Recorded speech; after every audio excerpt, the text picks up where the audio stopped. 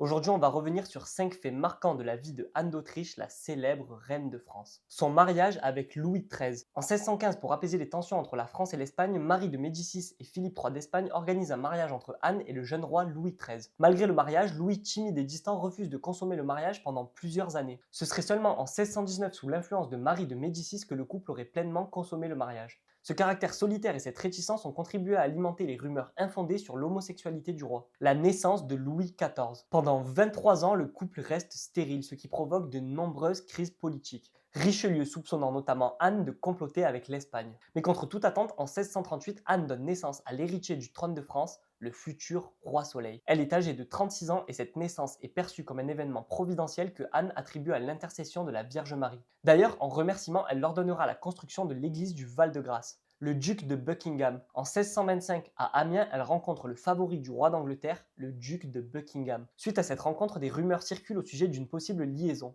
Richelieu, méfiant envers Anne, la surveille de près et enquête. Mais faute de preuves, l'histoire s'éteint. En 1844, c'est Alexandre Dumas qui popularise cette histoire en utilisant ces rumeurs pour son livre Les Trois Mousquetaires, dans lequel la liaison entre Buckingham et la reine est centrale. Mais tout est purement fictif et n'a aucun fondement historique. Sa relation avec Mazarin. À la mort de Louis XIII, Anne devient régente. À la surprise générale, elle nomme Mazarin comme principal ministre et poursuit la politique centralisatrice de Richelieu. De là va naître une alliance politique étroite entre les deux et même une amitié sincère. Cela va donner lieu à de nombreuses rumeurs de liaison diffusées dans des pamphlets visant à discréditer la régente et son ministre. Mais aucune de ces rumeurs n'est fondée. La fronde. Entre 1648 et 1649, la régente fait face à une fronde parlementaire, mais ne cède pas aux revendications et impose des taxes pour financer la guerre de 30 ans face à l'Espagne. Cela va déclencher des émeutes obligeant Anne, Mazarin et le jeune Louis à fuir la capitale de nuit. De 1650 à 1653, c'est au tour des princes de se soulever. La France se divise entre partisans du roi et partisans des nobles. Mazarin est contraint à l'exil,